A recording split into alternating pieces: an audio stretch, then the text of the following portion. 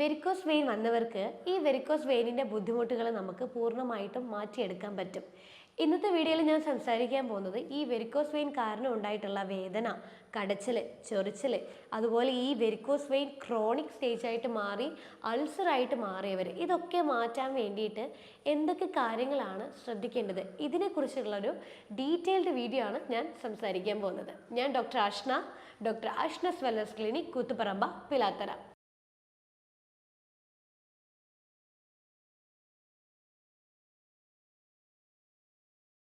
നമ്മളെ കാലുകളിലുള്ള വെയിൻ അത് വീർത്ത് തടിച്ച് പിണഞ്ഞു കിടക്കുന്നത് പോലെ കാണുന്ന ഒരവസ്ഥയാണ് വെരിക്കോസ് വെയിൻ എന്ന് പറയുന്നത്. ശരിക്കും നമ്മുടെ ശരീരത്തിലെ ഹൃദയത്തിൽ നിന്നും സ്വീകരിച്ചിട്ടുള്ള ഓക്സിജൻ അടങ്ങിയിട്ടുള്ള ബ്ലഡ് നമ്മുടെ ശരീര അവയവങ്ങളിലേക്കൊക്കെ കൊടുത്തതിന് ശേഷം ഇത് തിരിച്ച് നമ്മുടെ കാല് വഴി നമ്മൾ ഹൃദയത്തിലോട്ടേക്ക് എത്തിക്കുന്നുണ്ട്. ഈ കാല് വഴി ഹൃദയത്തിലോട്ടേക്ക് എത്തിക്കുന്ന രക്തക്കുഴലുകളിലാണ് ഈ ഒരു വെരിക്കോസ് വെയിൻ കണ്ടുവരാറുള്ളത്.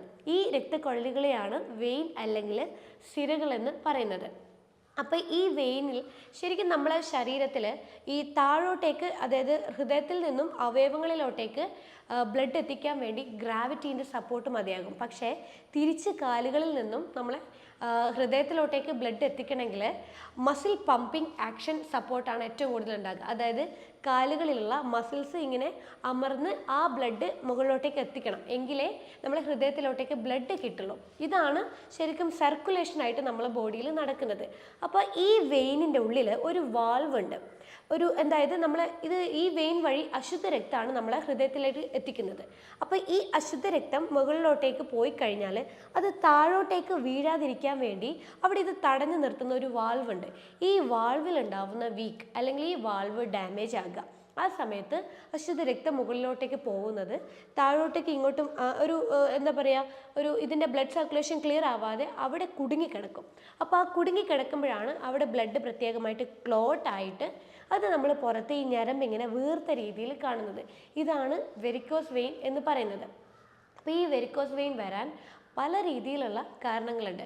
അതിലൊരു കോമൺ ആയിട്ടുള്ളൊരു കാരണമാണ് ജനറ്റിക്, അതായത് പാരമ്പര്യം കൊണ്ടുണ്ടാവുന്ന ഈ ഒരു വെരിക്കോസ് വെയിനിൻ്റെ ഇഷ്യൂ.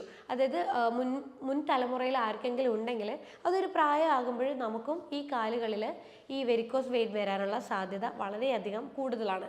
മറ്റൊരു കാരണം എന്ന് പറയുന്നത് നമ്മുടെ ശരീരഭാരം കൂടുതലായിട്ട് ഉണ്ടാകുമ്പോഴാണ്. അമിതഭാരം കാരണം നമ്മുടെ കാലുകളിലുള്ള വെയിൻ അല്ലെങ്കിൽ സിരകളിലോട്ടേക്ക് ഓവറായിട്ട് സമ്മർദ്ദം ഉണ്ടാകുമ്പോൾ അത് കാരണം നമുക്ക് സ്വാഭാവികമായിട്ടും വെരിക്കോസ് വെയിൻ ഗ്രാജ്വലി ഡെവലപ്പ് ചെയ്യാൻ തുടങ്ങും.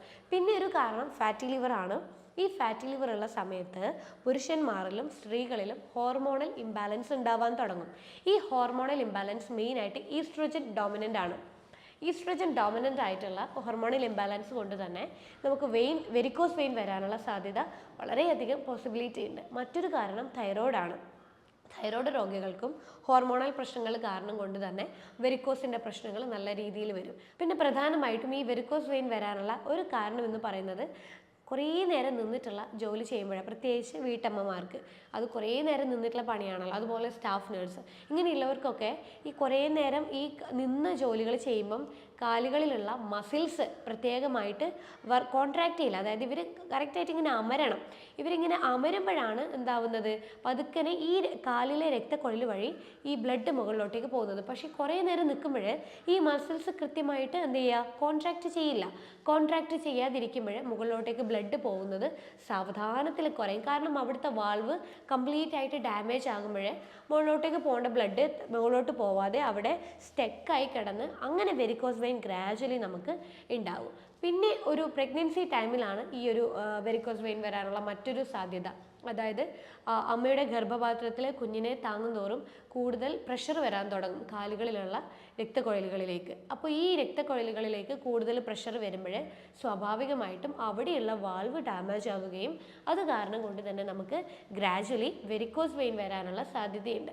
പിന്നൊന്നാണ് ഈ നമ്മുടെ യൂട്രസിലൊക്കെ ഫൈബ്രോയിഡ് പോലുള്ള ഇഷ്യൂസ് കാരണം കാലിലെ ഞരമ്പിലേക്ക് കൊടുക്കുന്ന പ്രഷർ കാരണം ഉണ്ടാവുന്ന വെരിക്കോസ് വെയിൻ, അല്ലെങ്കിൽ നമ്മുടെ വയറിൽ എന്തെങ്കിലും മുഴകളോ കാര്യങ്ങളോ ഉണ്ടെങ്കിൽ അത് കാരണം നമുക്ക് വെരിക്കോസ് വെയിൻ വരാനുള്ള സാധ്യതയുണ്ട്. മറ്റൊരു റീസൺ എന്ന് പറയുന്നത് സെക്കൻഡറി വെരിക്കോസ് വെയിൻ ആണ്. അതായത് DVT, ഡീപ്പ് വെയിൻ ത്രോംബോസിസ് എന്ന് പറയും. അതായത് നമ്മുടെ കാലിൻ്റെ ഉള്ളിലൊരു ഒരു രക്തക്കുഴലുണ്ട്. ആ ഒരു രക്തക്കുഴലുകളിൽ ഇതുപോലെ ബ്ലോക്കോ അല്ലെങ്കിൽ രക്തക്കുഴലിലൂടെ രക്തം കറക്റ്റ് പോവാതെ അവിടെ കെട്ടിക്കിടക്കുമ്പോൾ അതുവഴി രക്തം പോവാതിരിക്കുന്നതിൻ്റെ ഭാഗമായിട്ട് പുറമേയുള്ള നമ്മുടെ കാലുകളിൽ പുറമേ കാണുന്ന ആ ഒരു രക്തക്കുഴൽ വഴി കൂടുതൽ പ്രഷറൈസ് ചെയ്തിട്ട് രക്തം പമ്പ് ചെയ്യാൻ തുടങ്ങും. അപ്പോൾ ആ ഒരു പ്രഷറൈസ് കാരണം നമുക്ക് എന്താവും, വാൾവ് ഗ്രാജുവലി ഡാമേജ് ആകുകയും അത് കാരണം നമുക്കൊരു വെരിക്കോസ് വെയിൻ ഉണ്ടാവുകയും ചെയ്യും. പിന്നെ നമുക്ക് ഈ കുറേ നാളുകളോളം ഉണ്ടാകുന്ന ഹോർമോണൽ റീപ്ലേസ്മെൻറ്റ് തെറാപ്പികൾ എന്തെങ്കിലും ട്രീറ്റ്മെൻ്റ് ആയിട്ട് എടുക്കുന്നവർക്ക് അത് കാരണം വെരിക്കോസ് വെയിനിൻ്റെ പ്രശ്നം ഉണ്ടാകും. കൂടുതൽ നേരം നമ്മൾ വെയിൽ കൊണ്ടുകൊണ്ടിരിക്കുമ്പോൾ നമ്മൾ ഈ പുറമേ നമ്മളെ സ്കിന്നിൽ ഒരു കൊളാജൻ എന്ന് പറയുന്ന ഒരു പ്രോട്ടീൻ ഉണ്ട്. ഈ ഒരു പ്രോട്ടീൻ ഗ്രാജുവലി ഡാമേജ് ആവാൻ തുടങ്ങുമ്പോൾ ഇത് രക്തക്കുഴലുകളെ ബാധിക്കാൻ തുടങ്ങും. ഈ രക്തക്കുഴലുകളെ ബാധിക്കുമ്പോൾ അവിടെയുള്ള വാൾവാണ് വീക്കാവുന്നത്. വാൾവ് വീക്കായാൽ സ്വാഭാവികമായും മുകളിലോട്ടേക്ക് പോകേണ്ട അശുദ്ധ രക്തം അവിടെ കിടക്കുകയും കെട്ടിക്കിടക്കുമ്പോൾ അവിടെയുള്ള ഈ ഞരമ്പിങ്ങനെ തടിച്ച് വീർത്ത് നമുക്ക് പുറത്ത് കാണാനും ഉണ്ടാകും. ഇത് മറ്റൊരു റീസൺ കൂടിയാണ്. പിന്നെ നമുക്ക് മെനോപോസ്, അതായത് സ്ത്രീകളുടെ മെൻസ്ട്രുവേഷൻ നിന്ന് കഴിഞ്ഞാൽ ഉണ്ടാവുന്ന ഹോർമോണൽ ഇംബാലൻസ് കാരണം ഉണ്ടാവുന്ന ഒരു വെരിക്കോസ് വെയിൻ. അതായത് ഈ സ്ത്രീകളുടെ മെനോപോസ് ആയിക്കഴിഞ്ഞാൽ ഈസ്ട്രോജൻ പ്രൊജസ്ട്രോൺ തമ്മിലുള്ള ഹോർമോണൽ വ്യതിയാനം ഉണ്ടാകും. അതിൽ ഈ പ്രൊജസ്ട്രോൺ കുറച്ച് കുറവായിരിക്കും, ഈസ്ട്രോജൻ അതിനേക്കാളേറെ കുറച്ചൊന്ന് കൂടുതലായിരിക്കും. അപ്പോൾ അങ്ങനെയുള്ളവർക്ക് ഈസ്ട്രോജൻ ഡോമിനൻ്റ് ആയിട്ടുള്ള വെരിക്കോസ് വെയിൻ വരാനുള്ള സാധ്യതയുണ്ട്. അപ്പോൾ ഇതൊക്കെയാണ് പ്രധാനമായിട്ടും നമുക്ക് വെരിക്കോസ് വെയിൻ വരാനുള്ള കാരണങ്ങളെന്ന് പറയുന്നത്. അപ്പോൾ ഈ കാരണങ്ങൾ നമ്മൾ ഇപ്പം വെരിക്കോസ് വെയിനിൻ്റെ ബുദ്ധിമുട്ടുകൾ കുറേ പേർക്ക് എന്തായാലും ഉണ്ടാവും. അതായത് സ്റ്റാർട്ടിങ് സ്റ്റേജിൽ ഉണ്ടാവില്ല, ഗ്രാജുവലി വേദനകളും അതുപോലെ അതിൻ്റെ പല ലക്ഷണങ്ങളും ഉണ്ടാവും. അപ്പം നമ്മൾ ട്രീറ്റ്മെൻറ്റ് എടുക്കുമ്പോൾ ഇതിലേതെങ്കിലും ഒരു കാരണം നിങ്ങൾ സഫർ ചെയ്യുന്നുണ്ടോ, അപ്പോൾ ആ കാരണം കൂടി നമ്മൾ നോക്കി ട്രീറ്റ്മെൻറ്റ് എടുക്കുമ്പോഴാണ് ശരിക്കും വെരിക്കോസ് വെയിൻ എല്ലാ രീതിയിലും ബുദ്ധിമുട്ട്, അതിപ്പോൾ അൾസർ ആയാലും അതെ, അതിപ്പോൾ സ്റ്റാർട്ടിങ് സ്റ്റേജിലുള്ള ബുദ്ധിമുട്ടുകളായാലും അതെ, എല്ലാം നമുക്ക് ക്ലിയർ അപ്പ് ചെയ്യണമെങ്കിൽ ഇതിൻ്റെ ഡീപ്പ് റൂട്ടും കൂടി നോക്കി അത് തിരിച്ചറിഞ്ഞ് അതിൻ്റെ ക്രമേണ നമ്മൾ ട്രീറ്റ്മെൻറ്റ് എടുത്തു കഴിഞ്ഞാൽ ബുദ്ധിമുട്ടുകൾക്ക് നല്ല രീതിയിൽ മാറ്റം ഉണ്ടാവും. പിന്നെ ഈ ബുദ്ധിമുട്ടുകൾ എന്ന് പറയുമ്പം നമുക്ക് ആദ്യം തന്നെ ഉണ്ടാകുന്നത് കടച്ചിലായിരിക്കും. കുറേ നേരം നിന്ന് കഴിഞ്ഞാൽ നമുക്ക് ഒരു കടച്ചിൽ വന്നിട്ട് നമുക്ക് എന്തെങ്കിലും ഒന്ന് ഇരുന്ന് കഴിഞ്ഞാൽ ആ വേദന കുറയുന്ന രീതിയിലൊരു വേദനയാണ് ഉണ്ടാകുക. പിന്നെ ഗ്രാജുവലി നമുക്കത് കാലുകൾ മൊത്തത്തിൽ നീര് കയറും, കാലിൽ വേദനകൾ, കടച്ചലിനേക്കാളേറെ വേദന വരാൻ തുടങ്ങും, ചൊറിച്ചൽ വരും, മരവിപ്പ് വരും, പതുക്കിനെ നമുക്ക് പുകച്ചൽ കാര്യങ്ങൾ വരും. കുറേ നേരം നിന്ന് കഴിഞ്ഞാൽ കാല് മൊത്തം നീര് നിറഞ്ഞ രീതിയിൽ വരും. റെസ്റ്റ് എടുത്തു കഴിഞ്ഞാൽ ആ നീർക്കെട്ട് കുറയും. പിന്നെ ഈ കാലിൻ്റെ സ്കിൻ കളറ് പതുക്കനെ മാറി അതൊരു റെഡ് കളറായി പിന്നെ അത് ബ്ലാക്ക് കളറിലോട്ടേക്ക് മാറാൻ തുടങ്ങും. അത് വെരിക്കോസ് എക്സിമ പോലുള്ള വേറൊരു എക്സിമ കണ്ടീഷനിലോട്ടേക്ക്, സ്കിൻ അലർജി പോലെയുള്ളൊരു കണ്ടീഷനിലേക്ക് മാറും. ഗ്രാജുവലി അൾസറായിട്ട് മാറും. ഇതാണ് നമുക്ക് വെരിക്കോസ് വെയിൻ വന്നു കഴിഞ്ഞാൽ ഉണ്ടാവുന്ന ലക്ഷണങ്ങൾ എന്ന് പറയുന്നത്. ഈ വെരിക്കോസ് വെയിന് പലതരത്തിലുള്ള സ്റ്റേജുകളുണ്ട്. 5 സ്റ്റേജുകളായിട്ടാണ് വെരിക്കോസ് വെയിൻ ഉണ്ടാകുക. അതിലത്തെ ആദ്യത്തെ സ്റ്റേജാണ് സ്പൈഡർ വെയിൻ എന്ന് പറയും. അതായത് നമ്മൾ കാണാറുണ്ട് ചില ആളുകളുടെ കാലുകളിൽ ഒരു പർപ്പിൾ, ഒരു പിങ്ക് കളർ പോലെയുള്ളൊരു ചെറിയൊരു നേർത്ത രക്തക്കുഴലുകൾ ഇങ്ങനെ ചുരുണ്ടിങ്ങനെ കാണുന്നത്. ഇതിന് സ്പൈഡർ വെയിൻ എന്ന് പറയും. ഇതാണ് സ്റ്റാർട്ടിങ് സ്റ്റേജ്. ഇതിലങ്ങനെ പ്രത്യേകിച്ച് ബുദ്ധിമുട്ടുകളോ കാര്യങ്ങളോ അങ്ങനെ ഉണ്ടാവില്ല. പിന്നെയാണ് നമുക്ക് സ്റ്റേജുകൾ ഇങ്ങനെ കൂടിക്കൂടി വരുന്നത്.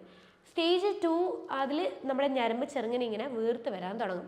അവിടെയാണ് നമുക്ക് പതുക്കനെ ബുദ്ധിമുട്ടുണ്ടാകുക, കടച്ചിലുണ്ടാവാൻ തുടങ്ങും, ചിലർക്ക് ചൊറിച്ചിൽ അതുപോലെ നീർക്കെട്ടൊക്കെ പതുക്കനെ സ്റ്റാർട്ട് ചെയ്യാൻ തുടങ്ങും. സ്റ്റേജ് 3ൽ ഈ ഒരു ഞരമ്പ് കുറച്ചുകൂടെ നന്നായിട്ട് പുറത്തോട്ടേക്ക് കാണാനുണ്ടാവും, നീര് നന്നായിട്ട് കൂടാൻ തുടങ്ങും. കുറേ നേരം നിൽക്കുമ്പോൾ കാല് ഒട്ടാകെ നീര് കയറി നമുക്ക് ഭയങ്കര കടച്ചിലായിട്ടുണ്ടാവും. റെസ്റ്റ് എടുക്കുമ്പോൾ ആ കാലിൻ്റെ നീർക്കെട്ട് കംപ്ലീറ്റ് ആയിട്ട് കുറയാൻ തുടങ്ങും. സ്റ്റേജ് 4ൽ നമുക്ക് കാലിൻ്റെ കളർ മാറാൻ തുടങ്ങും. സ്കിന്ന് വളരെ നേർത്ത് ഭയങ്കര എവിടെയെങ്കിലും ഒന്ന് ഉരച്ച് കഴിഞ്ഞാൽ പൊട്ടുന്ന രീതിയിൽ വളരെ നേർത്ത സ്കിന്നാകും. കളർ പിങ്കായി, പിന്നെ റെഡായി, പിന്നെ കറുത്ത കളറിലോട്ടേക്ക് കാലിൻ്റെ സ്കിൻ കളറ് മാറാൻ തുടങ്ങും. ഇത് സ്റ്റേജ് 4 ആണ്. സ്റ്റേജ് 5 എന്ന് പറയുന്നത് വെരിക്കോസ് അൾസർ ആണ്. അത് ക്ലിയറായിട്ട് ഗ്രാജുവലായിട്ട് ഇങ്ങനെ കൂടി അതിൻ്റെ സൈസൊക്കെ കൂടി വരാൻ തുടങ്ങും, വേദന കൂടാൻ തുടങ്ങും, നിൽക്കാൻ ഒട്ടും തന്നെ പറ്റാത്ത രീതിയിലോട്ടേക്കായിട്ട് മാറും. ഇതാണ് വെരിക്കോസ് വെയിനിൻ്റെ സ്റ്റേജുകൾ എന്ന് പറയുന്നത്. അപ്പോൾ ഈ വെരിക്കോസ് വെയിൻ ഉണ്ടായിക്കഴിഞ്ഞാൽ അതിപ്പം അതിൻ്റെ എന്ത് ബുദ്ധിമുട്ടായാലും അതുപോലെ അൾസർ ആയാലും എന്താണ് നമ്മൾ കാര്യമായിട്ട് ഇത് കുറയാൻ വേണ്ടിയിട്ട് ശ്രദ്ധിക്കേണ്ടത്? ആദ്യത്തെ ഇതൊരു മാനേജ്മെൻ്റ് ആയിട്ടാണ് നമ്മളിത് കാര്യമായിട്ട് ശ്രദ്ധിക്കുക. കാരണം നമ്മൾക്ക് ഈ വെരിക്കോസ് വെയിനിൻ്റെ ഓരോ റീസൺ എന്ന് പറയുന്നത് മസിൽസ് കറക്റ്റായിട്ട് പമ്പ് ചെയ്യുന്നില്ല. മസിൽ ആക്ഷൻ കറക്റ്റായിട്ട് കിട്ടിക്കഴിഞ്ഞാൽ മാത്രമേ ബ്ലഡ് കൃത്യമായിട്ട് മുകളിലോട്ടേക്ക് നമ്മുടെ ഹൃദയത്തിലോട്ടേക്ക് പമ്പ് ചെയ്തെത്തും, അതും അശുദ്ധ രക്തം. അപ്പം ഈ മസിൽസ് ആക്ഷൻ കൂട്ടണമെങ്കിൽ ഈ സ്റ്റാർട്ടിങ് തൊട്ടേ ഈ വെരിക്കോസ് വെയിൻ നമ്മൾ കാലുകളിൽ കണ്ടെന്ന് കഴിഞ്ഞാൽ പതുക്കനെ നമ്മൾ എന്ത് ചെയ്യാം, എക്സസൈസ് സ്റ്റാർട്ട് ചെയ്യുക. കാഫ് മസിൽ ഓറിയൻറ്റഡ് ആയിട്ടുള്ള എക്സസൈസുകൾ നമ്മൾ കൂടുതലായിട്ട് പ്രൊമോട്ട് ചെയ്യുമ്പോൾ ഗ്രാജ്വലി ഈ മസിൽസ് നന്നായിട്ട് കോൺട്രാക്റ്റ് ആവുകയും ഗ്രാജ്വലി ബ്ലഡ് മുകളിലോട്ടേക്ക് പമ്പ് ചെയ്ത് നമ്മൾ ഹൃദയത്തിൽ എത്തുകയും ചെയ്യും. അപ്പോൾ ഒന്നാമത്തെ കാര്യം, നമ്മൾ കാഫ് മസിൽ ഓറിയൻറ്റഡ് ആയിട്ടുള്ള എക്സസൈസുകൾ നന്നായിട്ട് റെഗുലറായിട്ട് ഒരു 20 മിനിറ്റെങ്കിലും ഡെയിലി ചെയ്യാൻ വേണ്ടിയിട്ട് ശ്രദ്ധിക്കുക. രണ്ടാമത്, നമ്മൾ ഈ കംപ്രഷൻ സ്റ്റോക്കിങ്സ് എന്ന് പറയും. അതായത് നമ്മൾ തുടക്കത്തിലെ ഈ ഒരു വെരിക്കോസ് വെയിൻ നമ്മൾ ഐഡൻറ്റിഫൈ ചെയ്ത് കഴിഞ്ഞാൽ നമുക്ക് ഓരോ സ്റ്റേജ് രീതിയിലും ഇതിൻ്റെ ഈ സ്റ്റോക്കിങ്സ് അവൈലബിൾ ആണ്. അത് നമ്മൾ റെഗുലറായിട്ട് നമ്മൾ യൂസ് ചെയ്യുവാണെങ്കിൽ നമുക്ക് ഇതിൻ്റെ കോംപ്ലിക്കേഷൻ നമുക്ക് പ്രിവെൻറ്റ് ചെയ്യാൻ പറ്റും. സ്റ്റേജ് കൂടുന്നത് നമുക്ക് പ്രിവെൻറ്റ് ചെയ്യാൻ പറ്റും. നീർക്കെട്ട് കൂടുന്നത് നമുക്ക് ഒഴിവാക്കാൻ പറ്റും. അപ്പം നമ്മൾ റെഗുലറായിട്ട് കംപ്രഷൻ സ്റ്റോക്കിങ്സ് പകൽ സമയങ്ങളിൽ യൂസ് ചെയ്യുക. പക്ഷേ ആദ്യത്തെ ഒരാഴ്ചത്തോളം ഇതിൻ്റേതായിട്ടുള്ളൊരു ബുദ്ധിമുട്ടുണ്ടാവും, ചൊറിച്ചിലുണ്ടാവും, ചിലർക്ക് ഭയങ്കര ഇറിറ്റേഷൻ ഉണ്ടാവും. കുറേ പേഷ്യൻസ് എന്നോട് പറഞ്ഞിട്ടുണ്ട് ഇത് ഇടാൻ പറ്റുന്നില്ല, ഭയങ്കര ബുദ്ധിമുട്ട്, ചൊറിച്ചിലുണ്ട്, പിന്നെ നീരൊക്കെ കയറുന്നു. പക്ഷേ അത് ആദ്യത്തെ കുറച്ച് നാളുകളേ ഉണ്ടാവുള്ളൂ. ആ ഒരാഴ്ച കഴിഞ്ഞാൽ ആ സോക്സുമായിട്ട് നമ്മൾ കാല് കംഫർട്ടബിൾ ആയിട്ട് മാറും. അപ്പോൾ ഇത് ഇട്ട് നമ്മൾ പണികൾ എടുക്കുകയാണെങ്കിൽ യാതൊരു രീതിയിലും കടച്ചിലോ കാര്യങ്ങളോ കോംപ്ലിക്കേഷനോ ഇല്ലാതെ നമുക്ക് മുന്നോട്ട് കൊണ്ടുപോകാൻ പറ്റും. മറ്റൊരു കാര്യം, നമുക്ക് റെഗുലറായിട്ട് കാലിന് മസാജ് ചെയ്ത് കൊടുക്കുക. അതായത് നമ്മൾ കുളിക്കുന്നതിന് മുന്നെയോ അല്ലെങ്കിൽ നമ്മൾ കിടക്കുന്നതിന് മുന്നെയോ ഫ്രീ ടൈമിലോ കുറച്ച് വെളിച്ചെണ്ണയോ ഒലിവ് ഓയിലോ ഇതുപോലുള്ള കുറച്ച് ഓയിൽ ഉപയോഗിച്ചിട്ട് നമ്മൾ കാൽപാദത്തിൽ നിന്ന് താഴെ നിന്ന് മുകളിലോട്ടേക്ക് നമ്മൾ നന്നായിട്ട് മസാജ് ചെയ്ത് കൊടുക്കുക. കാരണം എന്താ, താഴെ നിന്ന് മുകളിലോട്ടേക്കല്ലേ ബ്ലഡ് പോവാത്തത്. അതുകൊണ്ട് തന്നെ താഴെ നിന്ന് മുകളിലോട്ടേക്കായിട്ട് നമ്മൾ മസാജ് ചെയ്യുക. മുകളിൽ നിന്ന് താഴോട്ടേക്ക് ഒരിക്കലും മസാജ് ചെയ്യരുത്. താഴെ നിന്ന് കാൽപാദം തൊട്ടിട്ട് മുകളിലോട്ടേക്ക് നമ്മൾ എന്ത് ചെയ്യുക, മസാജ് ചെയ്ത് കൊടുക്കുക. അത് റെഗുലറായിട്ട് ഒരു 5 മിനിറ്റോളം നമ്മൾ ചെയ്യുന്നത് സർക്കുലേഷൻ മുകളിലോട്ട്, ബ്ലഡ് പതുക്കനെ മുകളിലോട്ട് പോകുമ്പം ഹൃദയത്തിലേക്ക് കിട്ടും, ഞരമ്പ് ഒന്ന് അമരും. അപ്പോൾ നമുക്ക് നല്ല കടച്ചലിന് മാറ്റം ഉണ്ടാവും, വേദനക്ക് മാറ്റം ഉണ്ടാവും, നീർക്കെട്ടുണ്ടെങ്കിൽ അത് കംപ്ലീറ്റ് ആയിട്ട് മാറും. പിന്നെ പ്രത്യേകിച്ച് ഈ ഞരമ്പ് ഇങ്ങനെ തടിച്ച് നിൽക്കുന്നുണ്ടെങ്കിൽ നമ്മൾ അവിടെ എന്ത് ചെയ്യുക, ഒരു സർക്കുലാർ മോഷനിൽ നമ്മൾ എന്ത് ചെയ്യുക, ഒരു വട്ടത്തിൽ നമ്മൾ ഇങ്ങനെ മസാജ് ചെയ്ത് കൊടുക്കുന്നതും ആ ഞരമ്പ് ഒന്ന് വീർത്ത് നിൽക്കുന്നത് കുറയും. അതേ കണക്കിന് നമ്മൾ ബ്ലഡ് മുകളിലോട്ടേക്ക് പോകാനും വേണ്ടിയിട്ട് സഹായിക്കും. പിന്നെ നമ്മൾ ശ്രദ്ധിക്കേണ്ട മെയിൻ കാര്യം, ഭക്ഷണത്തിൽ കുറച്ച് ക്രമീകരണങ്ങൾ നമ്മൾ മെയിൻറ്റെയിൻ ചെയ്യുക എന്നുള്ളതാണ്. അതായത് നമ്മൾ ഞരമ്പുകൾക്ക് ഇപ്പം ആവശ്യം വൈറ്റമിൻ സി റിച്ച് ആയിട്ടുള്ള ഫ്രൂട്ട്സും വെജിറ്റബിൾസും നല്ല രീതിയിൽ ഉൾപ്പെടുത്തി കൊടുക്കുക എന്നുള്ളതാണ്. കാരണം വൈറ്റമിൻ സി നല്ല രീതിയിൽ നമ്മുടെ ഞരമ്പിൻ്റെ ഹെൽത്തിനെ നിലനിർത്തുന്ന ഒരു പ്രധാനമായിട്ടുള്ള ഒരു ന്യൂട്രീഷനാണ്. ആ ന്യൂട്രീഷൻ നമ്മൾ ഡെയിലി ബേസിസിൽ ഉൾപ്പെടുത്തുക. അതായത് ഫ്രൂട്ട്സിലാണെങ്കിൽ നമുക്ക് പേരക്ക, പപ്പായ, ഓറഞ്ച്, ലെമൺ, മുസമ്പി, പിന്നെ അതുപോലെ ഇതൊക്കെ നമുക്ക് ഫ്രൂട്ട്സ് നന്നായിട്ട് ഉൾപ്പെടുത്തുക. വെജിറ്റബിൾസിലാണെങ്കിൽ നമുക്ക് കക്കിരിക്ക, ക്യാപ്സിക്കം, ക്യാബേജ്, ബ്രൊക്കോളി ഇതുപോലുള്ള ഫ്രൂട്ട്സ് വെജിറ്റബിൾസ് ഒക്കെ നമ്മൾ ഉൾപ്പെടുത്തി കൊടുക്കുക. ഇത് റെഗുലറായിട്ട് നമ്മൾ കഴിക്കുന്നുണ്ടെങ്കിൽ നമ്മൾ ഞരമ്പിൻ്റെ ഹെൽത്ത് നിലനിർത്താൻ പറ്റും, കോംപ്ലിക്കേഷൻ നമുക്കില്ലാതെ മുന്നോട്ട് കൊണ്ടുപോകാനും പറ്റും. അപ്പോൾ ഭക്ഷണത്തിൽ വൈറ്റമിൻ സി റിച്ച് ആയിട്ടുള്ള ഫുഡുകൾ നന്നായിട്ട് കുക്ക്ഡായിട്ടും അതുപോലെ വെജിറ്റബിൾ സാലഡ്, ഫ്രൂട്ട് സാലഡ് എന്നുള്ള രീതിയിലൊക്കെ നന്നായിട്ട് നമ്മൾ ഉൾപ്പെടുത്തി കൊടുക്കുക. പിന്നെ ഈ നമുക്ക് കാലിനൊരു ഒരു സ്റ്റേജ് കഴിഞ്ഞാൽ നീർക്കെട്ടൊക്കെ വരാൻ തുടങ്ങും, കടച്ചിലൊക്കെ നന്നായിട്ട് കൂടാൻ തുടങ്ങിക്കഴിഞ്ഞാൽ നമ്മൾ എന്ത് ചെയ്യുക, കാല് പൊക്കി വെച്ചിട്ട് നമ്മൾ കാലിന് റെസ്റ്റ് കൊടുക്കാം. പ്രധാനമായിട്ടും നമ്മളിപ്പം വീട്ടിൽ ഫ്രീ ആയിട്ട് ഇരിക്കുവാണെങ്കിൽ നമ്മളൊരു സ്റ്റൂൾ അല്ലെങ്കിൽ ചെയറിൻ്റെയോ സപ്പോർട്ട് വെച്ചിട്ട് അതിൻ്റെ മേലൊരു പില്ലോ കൂടി വെക്കുക. എന്നിട്ട് നമ്മുടെ ഹാർട്ട് ലെവലിൽ വേണം നമ്മുടെ കാല് പൊങ്ങി നിൽക്കാൻ വേണ്ടിയിട്ട്. എങ്കിലേ കറക്റ്റായിട്ട് നമുക്ക് ബ്ലഡ് സർക്കുലേഷൻ നമ്മളെ ഹൃദയത്തിലൊക്കെ കിട്ടുള്ളൂ. അതുപോലെ നമ്മൾ കിടക്കാൻ നേരത്ത് നമ്മൾ ബെഡിൻ്റെ അടിയിൽ പില്ലോ വെച്ചിട്ട് ഉയർത്തി വെക്കുക. അപ്പോൾ കറക്റ്റ് നമ്മുടെ കാല് നമ്മുടെ ഹൃദയത്തിൻ്റെ ലെവലിൽ നിൽക്കും. അങ്ങനെ വരുമ്പോഴും നമുക്ക് ഈസി ആയിട്ട് ബ്ലഡ് സർക്കുലേഷൻ പതുക്കനെ മുകളിലോട്ട് കയറി ഹൃദയത്തിലേക്ക് ബ്ലഡ്, അശുദ്ധ രക്തം കൃത്യമായിട്ട് കിട്ടാൻ തുടങ്ങുമ്പോൾ വെരിക്കോസ് വെയിനിൻ്റെ ബുദ്ധിമുട്ട്, നീർക്കെട്ടൊക്കെ നന്നായിട്ട് കുറഞ്ഞ് വേദനയും ആ കാലിനൊരു ഭാരമൊക്കെ കൂടുതലായിട്ടുണ്ടാവും. ആ ഭാരമൊക്കെ ഒന്ന് കുറഞ്ഞ് കാലിൻ്റെ നോർമൽ ഷേപ്പിലോട്ടേക്ക് വരാൻ തുടങ്ങും. ഞരമ്പൊക്കെ നന്നായിട്ട് അമർന്ന് നോർമൽ കാല് പോലെ കാണാനുണ്ടാവും. അപ്പോൾ ഇതാണ് നമ്മൾ ശ്രദ്ധിക്കേണ്ടത്. വെരിക്കോസ് വെയിൻ വന്നു കഴിഞ്ഞാൽ ഉണ്ടാവുന്ന മാനേജ്മെൻ്റായിട്ട് ശ്രദ്ധിക്കേണ്ട കാര്യങ്ങൾ. ഈ 5 കാര്യങ്ങൾ സ്ഥിരമായിട്ട് നിങ്ങൾ റെഗുലർ റൊട്ടീൻ പോലെ ചെയ്യുവാണെങ്കിൽ വെരിക്കോസ് വെയിൻ നല്ല രീതിയിൽ നമുക്ക് പ്രിവെൻറ്റ് ചെയ്യാൻ പറ്റും. കടച്ചിൽ കുറയും, ആ ഞരമ്പൊക്കെ ഒന്ന് നന്നായിട്ടൊന്ന് അമരാൻ തുടങ്ങും, നീർക്കെട്ടുണ്ടാവില്ല, അതുപോലെ കാലിൻ്റെ കളറ് മാറാൻ തുടങ്ങില്ല. അതുപോലെ നമുക്ക് ഇതിൻ്റെ കോംപ്ലിക്കേഷൻ ആയിട്ടുള്ള അൾസർ വരുന്നത് കംപ്ലീറ്റ് ആയിട്ട് നമുക്ക് പ്രിവെൻറ്റ് ചെയ്യാൻ പറ്റും. പിന്നെ ഈ വെരിക്കോസ് വെയിൻ വന്നു കഴിഞ്ഞാൽ കുറച്ച് ബ്ലഡ് ടെസ്റ്റുകൾ നമ്മൾ ചെക്ക് ചെയ്യേണ്ടത് അത്യാവശ്യമാണ്. കാലിൻ്റെ നീര് കാര്യങ്ങളൊക്കെ വരുന്നുണ്ട്, അങ്ങനെയുണ്ടെങ്കിൽ അതുപോലെ കടച്ചിലൊക്കെ കൂടുന്നുണ്ട്, കാലിൻ്റെ ഭാരം നന്നായിട്ട് കൂടുന്നുണ്ടെന്ന് കണ്ടു കഴിഞ്ഞാൽ നമ്മൾ എന്ത് ചെയ്യണം?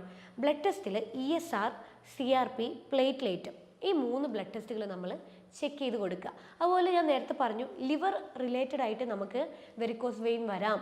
അതുകൊണ്ട് തന്നെ നമ്മൾ എന്ത് ചെയ്യുക? ബ്ലഡ് ടെസ്റ്റിൽ അതുപോലെ liver function test LFT check ചെയ്യുക, ഫെറിറ്റിൻ്റെ കൗണ്ടും കൂടി നമ്മൾ ചെക്ക് ചെയ്ത് കൊടുക്കുക. അപ്പോൾ നമുക്ക് ഐഡൻറ്റിഫൈ ചെയ്യാൻ പറ്റും ലിവർ റിലേറ്റഡ് ആണോ ഈ ഒരു വെരിക്കോസ് വെയിൻ. അപ്പോൾ ഇത്രയും കാര്യങ്ങൾ നമ്മൾ ശ്രദ്ധിച്ചു കഴിഞ്ഞാൽ തന്നെ കുറേയധികം നമുക്ക് വെരിക്കോസ് വെയിനിനെ നമുക്ക് പ്രിവെൻറ്റ് ചെയ്യാൻ പറ്റും. പക്ഷേ ഇത്രയും ചെയ്തിട്ട് നിങ്ങൾക്ക് യാതൊരു മാറ്റവും ഉണ്ടാവുന്നില്ല, കടച്ചിൽ കുറയുന്നില്ല, പിന്നെയും വരുന്നുണ്ട്, നെറുക്കെട്ട് വല്ലാണ്ട് കൂടുന്നുണ്ട്, കാലിൻ്റെ കളർ വല്ലാതെ കൂടുന്നു, ഇതിൻ്റെ കോംപ്ലിക്കേഷനായ വെരിക്കോസ് അൾസർ വരുന്നുണ്ട്, അങ്ങനെയുണ്ടെങ്കിൽ നിങ്ങളൊരു ഡോക്ടറെ കൺസൾട്ട് ചെയ്യുക.